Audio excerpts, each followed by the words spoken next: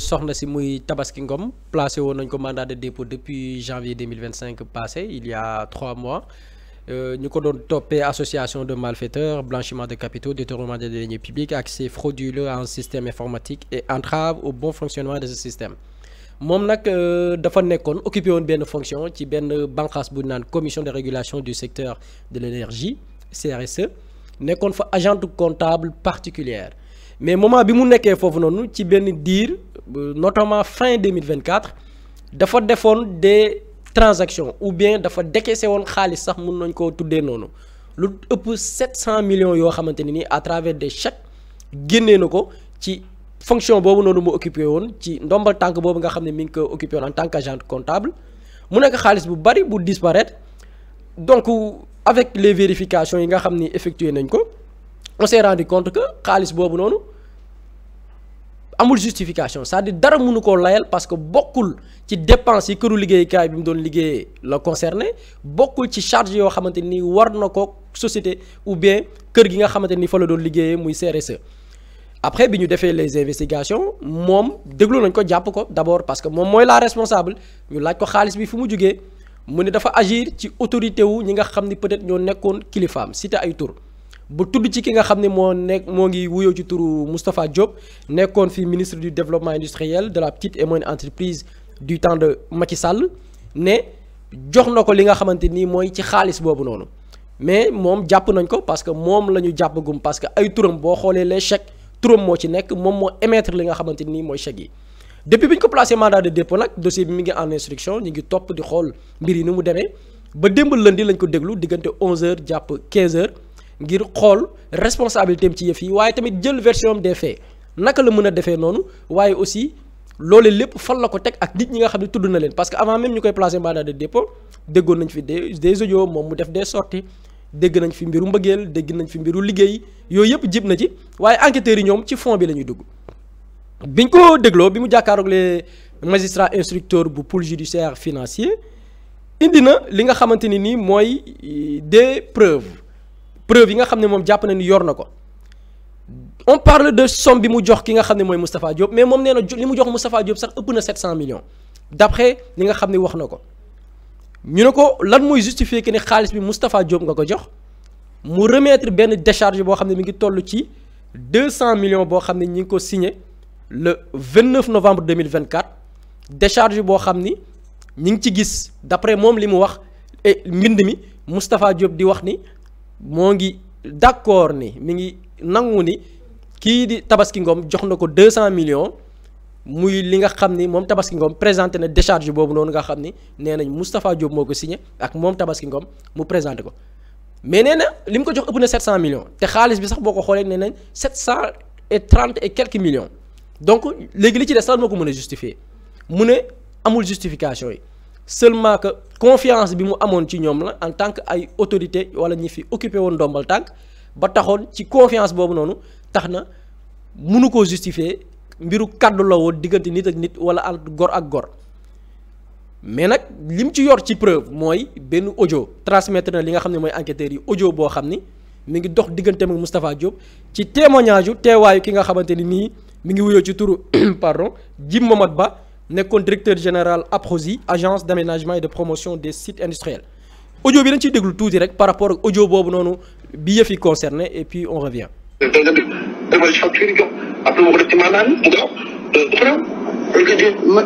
Monsieur le ministre, je veux qu'on me comprenne. Man dama bëgg si li waxoon keroog vendredi on est resté là jusqu'à 21h30 par DG ma ne ko man bëgguma dugg si loolu parce que mu wax ma ne ma lundi on fait la régularisation que ma gis la Amadou Bala mu jox ma les 25 millions que le reste sera régularisé par le maire Kër Mandongo léegi ma ne ko DG xaalisu jàmbur laa joxe ne ko lundi ñu jox la joxaguma ko xaalis borom xaalis moo bëgg a rey. donc audio bi nga xamante ni en dehors de ki nga xam ni li nga xam ne mooy décharge bi mu présenté nee na lii la yor ci preuve que am na lu dox digganteem ak Moustapha Diop ak ki nga xam ni mooy Momad Ba bi nga xam ni bi muy jokkook ci audio bii nii Moustapha Diop ne woon fi ministre moom Momad Ba moo ko teewe woon ndaw si daal soxna si lii la présenté ci kanamu enquêteurs yi ki nga xam ne mooy Jim Momad Ba njëkkoon nañ ko déglu bàyyi ko parce que dafa cautionné woon plusieurs millions Moustapha Diop en tant que ministre haute cour de justice moo ko mën a àtte mënuñu ko woo dégloo ko noonu faaw mu jaar ci des procédures et lever une immunité parlementaire am concernant ce dossier moom aussi Moustapha Diop bi ñuy lever immunité parlementaire am joxe ne aussi sa version nee na xaalis bi nga xamante ni nii ndaw si mi ngi koy wax soxna si di wuyoo ci turu Tabaski Ngom moom yëgu ko tinul nee na aussi décharge bi nga xam ni moom lañ koy attribuer du moom peut-être dafa wax ni peut-être dañoo imiter peut-être signature am waxal ko lu mu waxul loolu peut-être yoon la koy régler mais daal nee na ba ci affaire campagne tudd nañ ko ci que xaalis bi dañ ko joxoon Moustapha Diop ngir mu mën ci campagne maa ngi jégalu baal leen ma tey damaa xaw a socc sekk moom wàll donc nee na xaalis bi lu ci bari dafa servir ci financer campagne ki nga xam ne mooy Moustapha Diop mais Moustapha Diop nee na moom loolu xamu ko yëgu ko seulement que yëg na ni ku jigéen ki da ko doon jàppale ci politique te moom yëgu ko woon ndaw si sax la gis ak benn jour mu ne ko man de dama laa sopp dimbali naa la sax ci sa campagne bi def ci ay millions pour que nga nekk député mu ne ko soxna ci loolu day rafetlu naa ko vraiment kontaan naa ci yow ci loolu nee na moom loolu la ci xam mais quand ndaw si jox na ko xaalis Moustapha Diop weddi na ko ba tëdd ci suuf nee na amul et je pense que tey foofu la ci yoon tolloogum et après dinañ ci déglu ki nga xam ne mooy Moustapha Diop moom ci kanamu yoon la koy leeralee et peut-être enquêteurs yi xam leneen lu ñu xamul ñu xool fi wane ci di mujjee ki gëtam. Ismaïla coowal Moustapha Diop ba tey jeexagul. moom ak Tabaski Ngom. parole contre parole la woon au début maintenant ñu ngi commencé am des éléments de preuve ou en tout cas des éléments matériels yuy wone ni peut-être que ni kii accusé am na foo xam te foofu la teg ay accusations Moustapha Diop moom jusqu'à présent nanguwul nee na sequl ak moom bor lebalu ko dara mais dafay am rek ay kàddu yoo xam te dañ koy gis dafay xaw a woraloo dafay nekk tuuti contradiction parce que am na benn sortie bu mu doon def ba naan même bu ko yoraloon moom et puis alors ay nit yàgg nañ di am lante ay bor ci Sénégal donc est-ce que réellement ameel na ko bor ou pas mais pour man le vrai problème c'est pas Moustapha Diop le vrai problème c'est Tabaski Ngom la ñu dénk mu dem tibb ci li ñu dénk génne ko da koo lebal Moustapha Diop keneen la ko jox daf koo lekk moom ci boppam mais li nga xam te ni tey moo am mooy la réalité mooy que ni tibb nañ ci xaalisu Sénégal dugal ko foo xamante ni ba léegi leeragul ci askanu Sénégal kan moo ko fa tibb mooy Tabaski Ngom donc lu njiig njaaga te njaag mooy Tabaski Ngom moo fa tibb xaalis leble ko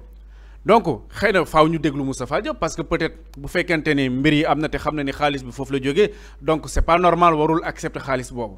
mais lu mën di xew mooy principal responsable ci affaire bi mooy Tabaski Ngom xaalis bi la nit ñi dénk xaalis bi nga moomul lan nga koy jël di nga leble loo moom maye loo moom able loo moom moomuloo ko saa yi bu ñu ma dénkee des milliards et des milliards nga ñëw leb ma ci 100 francs aw ma 100 francs bu ma moomal sama bopp aw ma sañ-sañu jël ci milliards yooyu ñu ma dénk 100 francs di la ko jox parce que moomuma ko et puis ci nan nga def ba décaisser ko est-ce que tey bu ñu enquêtul woon ba gis ko aussi est-ce que dina cette affaire est-ce que nit ñi dinañ ko yëg est-ce que du nekk loo xamante ni ça va passer nii rek kenn du yëg affaire boo xamante ni voilà ils vont essayer de régler en douce seen biir trouver wuñ terrain d'entente ñu bàyyi mu jàll noonu donc moom mooy fautif moom mooy responsable bi beneen affaire bi nag mooy Moustapha Diop on l'a vu à l'Assemblée nationale bi ñu koy lever immunité parlementaire am ci gestion fonds Covid-19 bi wax na sax ba ni moom 2 milliards kese lañ ko dénkoon 2 milliards kese 2 milliards lan la mën a régler 2 milliards nan nga ko mën a tuutale ni 2 milliards kese donc ce sont des sommes yoo xam te parfois ci ñenn ñi c'est insignifiant mais pour ñun ñi nga xam te ni ay góorgóorlu lañ dañuy xëy di taqale di ñàkkante ci njaga njaay yeeg yooyu 2 milliards c'est beaucoup d'argent 2 milliards ñaata petite entreprise nga ci mën a créer pour ay jeunes ñaata salaire nga ci mën a financer 2 milliards c'est énormément d'argent certes on va s'occuper des gens à qui ñu confié woon leen ay 400 milliards 1000 milliards ak yooyu noonu mais yow bul xeeb 10 millions bi ñu la dénk ko 10 millions sax bu ko xeeb y a eu des gens qui ont été entendus pour 2 millions de francs CFA 2 millions la ñu mënul justifier ñu woo leen yow on te parle de 2 milliards nga koy minimiser naan 2 milliards kese est-ce que du single est-ce que pour man les responsabilités sont partagées mais ki nga xam te moom moo nekk véritable tey fautif ci dossier bii ni moom mooy Tabaski Ngom moom moo ne moo leble te lam leble moom leer na ko ni moomu ko lan ngay jëli ci xaalisu Sénégal yi di ko lebal nit di ko liggéeyal nit ku dem campagne et puis campagne boo xam te ni lan la waaye député la bëgg a nekk mais autant d'argent on parle de parce que ñuy wax les faits c'est presque plus de 700 millions mais boo nekkee député mais est-ce que si 5 ans yi di nga fa gagner lu mat 700 millions donc pourquoi boru 700 millions pour financer une campagne d'un député est-ce que c'est même raisonnable est-ce que même xel nangu na ko est-ce que donc c'est uniquement pour financer la campagne bu fekkente ni xaalis bi moom la ko lebal parce que 700 millions pour kenn nit bu bëgg a nekk député après fan nga koy rembourser nekkuloo sax benn foo xam te dañ lay dénk benn fonds boo xam te di nga ko mën a gérer nga jéem ko sàcc wala jéem a détourner wala jéem a def lii pour fay ko mais da nga dem pour nekk député est-ce que li ngay fayeeku ci 5 ans yooyu yëpp bu ñu ko cumuler le salaire est-ce que ça fait 700 millions est-ce que ça vaut vraiment le coup de financer une campagne pour 700 millions ci ko xamante leer na leen tu fais pas partie des favoris mënuloo am majorité mënoo am groupe parlementaire yow boo amee chance ba am chance tu vas partir par plus fort reste sinon nga am 2-3 députés maximum ngay leb 700 millions am na loo xam te c'est pas raisonnable quoi xel nangu ko peut-être que nag am na ci yeneen yoo xam te ni waxaguñ ko révélé guñu ko mais li tax gars yi forcé yóbbu dossier bi mu continuer di avancer ba ñu summi seen immunité parlementaire ak yooyu yëpp je pense que ni enquêteurs yi am na ci loo xam te ni lu ñu jàpp la lu dëgër lu ñun ñoo xam te xëy na ba gisaguñu ko yëgaguñu ko mais y a des non-dits dans ce dossier. mais li jaaxal nit ñi yaa ngi ko doon wax léegi bi ñuy lalli mbalaanu kiiraay kii di Moustapha Diop daf ne ma woon kenn warut a dindi mbalaanum kiiraayam ndax fii ba àdduna di tukki Tabaski Ngom du mës a génne décharge boo xamante ni dafay wone que ni lebal na ko xaalis alors que démb gis nañ benn décharge boo xamante ni toll na ci 200 millions ndax loolu du gën a dugal aussi tamit Moustapha Diop. bu fekkente ni wér bu fekkente ni wér na mim na décharge bi nee na dañ ko askanale mais moom deful décharge bi signé woo ko. maintenant nag voilà joxe nañu ay audio yi tamit donc moom mu ngi joxe ay éléments matériels yuy wone ni peut-être que ni y a une liaison entre ñoom ñaar te bu fekkente ni aussi ça se passe au téléphone bu fekkente ni ay woote yu normal la nañ def réquisition dem ci société nationale téléphonique ñu xool ñoom lan lañ doon wax au téléphone ci période boobu noonu xanaa Tabaski Ngom ak lu mën di xew xam na ban période la doon jokkoo ak moom au téléphone ñuy wax waxu bor boobule. bu ñu defee réquisition ci service kii bi de téléphonie bi dinañu am seen appels yi ñoom ñaar lan lañ doon waxante donc dinañ mën a xam carrément lan moo nekk ci biir mais je pense que ni Sénégalais yi bëri nañ ñi nekkoon ci gouvernement bi Moustapha Diop nekkoon bëri nañ pourquoi Tabaski Ngom seppi ko ci moom képp ni moom la lebal xaalis bi itam xanaa yabeel tolluwul noonu laa yaakaar nekkul moom rek la ci gën a yàpp moom la ci gën a miin ba war a koo seppi moom képp ni xaalis bi ñu koy toppee moom la ko lebal. loolu aussi lu jar a xool la. et on parle de sànq yaa ngi wax ni par quel moyen sax la soxna si di émettre des chèques noonu quoi parce que bi ñu koy placer mandat dépôt parmi les chefs d'inculpation yi nga xamante ni nii def nañ ko ci kii bi.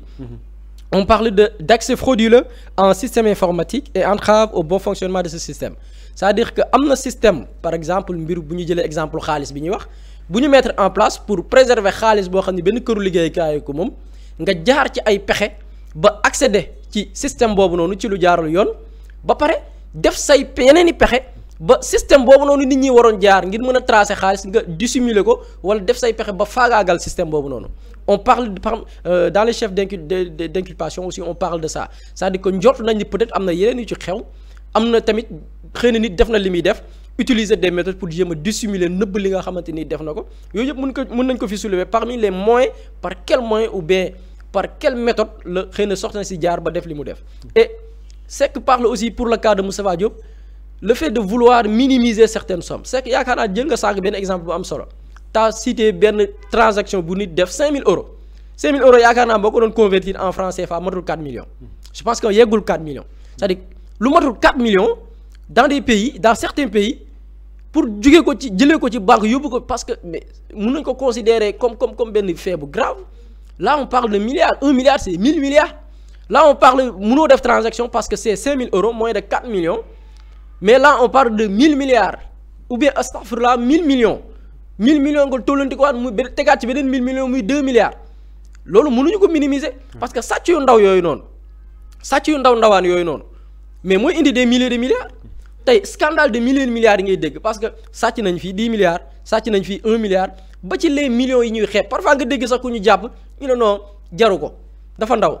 ay 10 millions de wala 100 millions moom wax dëgg yàlla nañ dem xool yeneen milliards yi alors que mais li ñuy comp fii di ko comp fee bu ñu ko dajalee mooy nekk des milliers de milliards noonu la doon demee ku nekk da nga nekkoon sa ruux y a des ministres qui volent y a des DAGE qui volent ñi nga xam ne wàllu comptable la ñuy yëngu essayer de dissimuler des chiffres mais looloo fi amoon donc nag pour mën a recouvrer xaalis boobu yëpp il va falloir nag bañ a xeeb dara dërëm lu mu ndaw ci alalu réew bi la bokk ba ci montant yi ñuy xeeb mais li mu mënoon dimbalee réew mi ci wàllu assistance ci wàllu wér-gi-yaram ci wàllu njàng mi mais kenn mënu ko xayma donc c'est pas des sommes minimes yu nit war a minimiser et je pense que tey peut-être nit ku toog bay minimiser 2 milliards moom yaakaar naa ne saa miin nga milliards. xam nga Sénégalais yi ñun parfois ci sunu ni ñuy doxale moo tax ñenn ñi di am sañ-sañ ak fitu def yenn yi. weekend passé damay waxtaan ak benn mu ne ma réew mi daal bu ñu bëggee mu neex daal lenn dong la milliardaires yi ñu jàpp ci kaso nañ leen bàyyi ñu génn investir mais moom xoolul l'origine de ces milliards fan lañ ko jëlee nañ def ba am ko mais nañ leen bàyyi rek ay milliardaires la ay milliardaires kenn waru ko tëj dañ leen war a bàyyi ñu génn investir dëkk bi am xaalis nit ñi am liggéey foofu la ko jàpp léegi kon le défi mooy lan nan ngay fexe ba àgg ci keesu nguur sàcc fay milliards bu fekkee ne boo nekkee milliardaire kenn warul la tëj quel que soit ni nga amee milliards yi dañuy bàyyi nga génn investir bu ko defee wala ti créer des emplois mais ñaata nit nga lor bi ngay sàcc milliards yi tey Covid 19 xaalisu Covid bi ñu ngi ciy topp détournement ñoom ñaata nit la ñu lor fii nii ñu ngi koy wax loolu ñu ngi koy dund ba léegi tey docteur bi mu fi ñëwee ñuy wax ni Covid 19 ci la ñu waroon a jaar suñu système sanitaire foofu la waroon a jaar régler problème yu bëri parce que demande bi foofu la yokk woon li ñu doon soxla ci hôpitaux yi soxla bi dafa gën a bëri. donc xaalis boobu doon bu ñu ko jëloon dugal ko ci santé bi dinañ am plus de lits dañu am relever le plateau médical yooyu yëpp bu ñu demee ba épidémie amatul pandémie amatul dinañ mën a supporter li nga xam te moom moo nekk la demande ay nit jël xaalis boobu noonu ne ko tungaam lekk nit xëy def malaise dem hôpital ñu ne ko amuñu place mu jóge fa laata muy dem feneen mu dee alors que am na fonds boo xam te dégagé woon nañ ko pour def plus de lits peut-être ci structure boobu ak yeneen léegi kooku dee du sax ci période Covid ba la dee de après la dee mais conséquences ñooy law ba léegi conséquences dañuy wëy di law ba léegi loolu yëpp noonu y a des gens yoo xam te ni neen garaawul jaru ko ñii daal nañ leen bàyyi ñu génn investir milliardaire kenn du ko tëj ainsi de suite say faaw ñu teg di garde-fou faaw ñu soxor gis nga am na nit ñoo xam te ni mérito wuñu démocratie gis nga démocratie piège la ci ñun ñu bëri li ñuy def nii ci biir démocratie lañ koy jaarale respect des procédures respect nangam peut-être que waa ji présumé innocent la yooyu yëpp on passe par des principes de la démocratie boo xam te ni moom moo ñu dugal ci yenn yi après gars yi di continuer di def li ñuy def gis nga il faut taper fort pour nga arrêter yenn mbir yi dans tous les pays yi nga xam te ni tey dem nañ ba àgg fenn dañu jógee niveau 0 ba dem ba àgg ci yenn stade yi à un moment donné da ngay gis ni les dirigeants gars yi li ñuy wax politique de la carotte et du bâton carotte bi dañ ko ranger teg ko fële bâton bi kese lañ génne ba gars yi jub ci rang yi xocc ñu door a commencer nag nu ñuy defee parce que au fait parfois ñun dañuy am ay nature yoo xam te ni xamuñu masla il faut nga ñëw teg ñu ci yoon dans certains pays développés ni ñuy tege ni ñu ci yoon quand tu fais quelque chose on touche directement ta poche dañuy dem sa poche tibb fa directement soo gisee tey tali bi Sénégal fii ni ñuy dawee ku la neex nu la neex ngay dawee da ngay daw ba yàgg sax gis ku jël sens inverse Sénégal fii gis nañ fi ku jël autopont passerelle bi oto bu jaar ci passerelle bi di jàll mais tu fais ça ailleurs on te retire ton permis on touche mais on te fait une amende très salée dootoo ko defaat amoo sañ-sañu def ko ti gris un feu gars yi da ngay toog sa kër nga jot benn courrier amende booy fay ainsi de suite nga toog ci oto takkuloo sa ceinture conducteur bi takk na ceinture am yoonam nekkul ci conducteur bi yow mi takkul ceinture yow la ñu ñëw làmb sa poche donc il faut falloir parfois nga sévère tuuti ci yenn doxalin yi bu ko defee nit ñi mën a xam ne ok peut-être que ñun ci anarchie lañ nekkoon def lu ma neex lañ defoon mbeddu buur bi ñuy wax nii mbeddu buur la lu ma neex def ak yooyu noonu ñun ñooy buur ñun ñoo ko war a sàmmal suñu bopp ñoo ko war a respecter suñu bopp à défaut de ça nag buur ñëw agir fekk àgguñu ci situation yu mel noonu dañuy continuer di masla di tenir ce genre de débat ñiy détourner di continuer di détourner bu ñu fi jógee seeni doom ñëw di détourner ñun ñu nekk continuer nekk les éternelles victimes mu nekk une société boo xam te deux classes lay doon les bourreaux nekk ci kaw di ñu noot ñun ñu nekk les victimes nekk di subir jusqu'à la fin des temps. buri leneen. fi ma bëgg a ñëw wala ñëwal. leneen li gën a jaaxal askan bi moom mooy trésor public nga xam ne askan bi ñoom ñoo ko bokk ndax koppar yi ñu fa doon génnee tamit xawtoon a nekk lu yomb lool benn signature ñaari signature war na mën a génne trésor public xaalis yu toll nii alors que ñi ngi doon jàmbat que ni dañoo am jafe-jafe ci wàllum xaalis. surtout foofu dafa am ñaari mbir yu grave xaalis bi daan na génne trésor public ci ay justification vraiment ou bien yu légère yoo xamante ni tegul fenn loolu benn scandale la avec trésor public. Parce que quand on prend l'exemple de Farba Ngom et Tahirou Sarr mais trésor public moo doon génnee xaalis di joxe donc là c'est un problème et il va falloir redéfinir ou bien revoir certaines dispositions sur comment utiliser nos deniers publics naka lañ koy tey bu ñu waree décaisser un homme d'affaires est-ce que am na droit dem luubal ay suuf luubal ay hectares sàcc ko ñëw ne woy état moo ma war a fay état décaisser comme ça amin bi est-ce que jaar na yoon procédure yi mu jaar est-ce que respecté na ko balaa ñuy décaisser là c'est un problème avec le trésor public et je pense que problème de disposition la et dinañ ko gën a xoolaat avec le nouveau régime pour xool lu ñu koy yembalee mais dafa am beneen scandale bu gën a grave il y a des transactions qui ont été effectuées sans que mu jaar trésor public loolu am na ci nguuru Macky Sall. am na xaalis bu ñu lebi bitim réew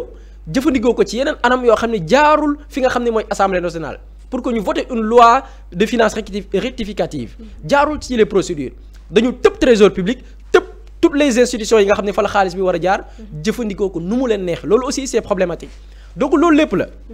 c'est que dafa junj benn affaire man bu ma interpellé par rapport à l'apologie même du vol parce que gis nga démocratie bi c'est quoi dafa am solo ñun li ñu gën a rey li ñu gën a delloo ginnaaw démocratie bi ci la bokk parce que démocratie bi ci la tappalekat yi di jaar li ñuy def lépp tey à un moment donné boo xoolee ñi ñu commencé topp bu dul woon certains dossiers yu commencé woon jug ces derniers temps avec pôle judiciaire financier bi commencé jóg dig activé wu ñeneen ak ñeneen activé wu procureur autosaisir ci li nga xam ne mooy dossier Covid bi mais nuy été cette réaction là gars yi occupé woon nañ médias yi naan tongal pourquoi parce que en dehors de li ñu def am nañ seen i outils de propagande yaa ngi wax sànq ñu naan milliardaire kenn waru ko tëj wala nañ leen bàyyi ñu génn mais y a une journaliste qui mais qui est allée au niveau du palais présidentiel lors de la conférence avec le président de la République di faire l'apologie du vol ñi ngi tuumaal nit wàllu détournement et puis c'est pas la première fois sur plusieurs dossiers nga ñëw jàkkaarloog président naan ko est-ce que un milliardaire war nañ ko tëj alors que yow journaliste boo amoon tout de rigueur war nga sax bañ a faire l'apologie du vol parce que kooku ñu ngi koy tudd ci wàllu détournement anam gi mu yoree alalam gi fan la ko jaar ci ay tappale ay njuuj njaaj yow nga toog naan milliardaire war nañ ko tëj c'est-à-dire que da ngay toog sàcc ñu tuumal la ay sàcc nga def lu la neex mais nga wut say lobby am une bonne présence waajooju noonu le gars concerné jàpp nañ ko fi am journal bu xëy ne pourtant mi ngi doon dimbali ay nit di leen yor koor gaa ngi ñëw am nañu am boo leen doon dimbali ci koor gi mais saay li américains yi di wax bëgguma cee jaar mais saay gars yi nañu may jàmm yow c'est-à-dire que yow ndimbal gis nga dañ naan ki la dëkkee di jox may jën nga jàngal ko ni ñuy nappee gën c'est-à-dire que parfois exemple li ñuy jël sax c'est bidon sénégalais bi ngay jël ñu ne ah diw de mi ngi dimbali nit pourtant diw moomu di dimbalewaate bu du woon càcc ga mu nekkee woon tappale gi ñu yoree woon réew mi durant 12 ans bu du woon tappale geeg càcc googu kooku ñuy may mënal na boppam ba du soxla dem di tàllal loxo ñu koy may gis nga maye ak yàlwaan googu noonu Sénégal foog mu yegg ci benn niveau de développement boo xam ne sénégalais dootul soxla dem di ñaan mais da ngay gis ñu ne dañuy kaasal benn milliardaire parce que dafay maye alors que kooku di ñaan situation boobu mu nekkee kay maye milliard moo ko teg bu ñu jaaralewul lu ne fa mu waroon jaar kooku du nekk ci benn situation de pauvreté boo xam ne dafay dem di tàllal loxo ñu koy may malheureusement nag politique bi suñu réew yi loolu moo fi mësoon nekk l'idée mooy enrichir des personnes soit c'est des prénoms ou bien say nit ou bien des affairistes créer benn cercle boo xam ne ñoom ñooy accaparer wu les richesses du pays toog ci moom ko duñ ko séddoo kenn mel ni seen alal la alors que dañ leen dénk de l'autre côté ñu jël askan wi di leen compal as tuut politique boobu ma fi yàggam xëy na léegi la commencé xewi mais élection da daan jot nga jël ay séddale ay saaku ceeb di joxe fii ay diwlin di joxe ay ravitaillement alors que ñooñu boo leen tegoon ci condition yu baax maire bi ngay jox xartu muy dem ci meeting nga fexe ba doomam mënal boppam saa yu weer dee mu jëkkat ne yaay booy am lii maa ko teg sa loxo yaay ja du soxla di dem ci meeting yaa ko teg yow politicien sàcc bi yooyu la ñu war a jëlee ci réew mi tabaski ñëw na koor mi ngi ñëw ñu ne diwkat milliardaire bi ñu tëj moo pourtant boo doon dimbali nit ñi ci ndogu bu du woon sàcc ya mu sàcc ba ñu jël xaalis bi delloo ko ci askan wa njaboot goo dugg dina am juróomi xale yu góor yu liggéey yoo xam ni ndogu du jot wala koor du jot weeru ramadan ñuy dem di xaar ku leen jox suukaru koor parce que dañuy mënal seen bopp mën a yor seen i ndey ak seen i baay yor seen njaboot mënoo appauvrir nit ñi ba pare ñëw naan diw day dimbali nit jàkkaarloog président yabaate gu doy ni naan waruñoo tëj un milliardaire ban xeetu milliardaire lan la investir est-ce qu'il a créé des industries vraiment dañu yàpp nit ñi parce que dañu am seen i médias de propagande la personne concernée man dama rus bu ma gisee ñenn ñaa wooye elle a fait une bonne prestation au palais waxu fa dara dafa demoon porter benn discours porter des éléments de langage yoo xam ni c'est des affairistes ou bien certains lobbyistes ou bien ay politiciens yi nekk dans l'opposition ñoo ko moom mu dem porter leen leur revendication au niveau du palais c'est ça dañoo yàpp nit ñi nañu respecter sénégalais mënoo fi sàcc Sénégal loolu li ñu war a njëkk a xeex la bokk xeex l'apologie du vol pas sàcc yi kese mais ñi leen di jéem a kaasal di leen jéem a téel tànk wala di yore seen discours di porter seen i éléments de langage là ci li ñu war a combattre parce que loolu faire l'apologie du vol la. xëy naa gis fi sax 3 journaux yu xëy rek titre ndo libération de diw une demande nationale demande sociale donc ben ça yomb na quoi dafa yomb parce que da ngay sàcc ay milliards léegi yow ti sàcc des centaines de milliards quelques millions nga jël investir ko ci social bi après bu ñu la laalee rek nit ñooy wax keroog maa ngi koy wax fii am na ku ci nekk parce que ku ci nekk ak sa stratégie ñii dañ koy investir ci social bi comme ni entreprise yi di defee di am responsabilité sociétale d'entreprise yi xawma de sociétale et environnementale ni ñuy amee loolu politique RSE sàcc yi tamit noonu la ñu amee seen politique RSE ñii dañuy investir ci côté social bi ñii investir ci côté diine ji loolu rek la ñuy def après koo ci laal am na benn couche sociale boo xam te ñooy jóg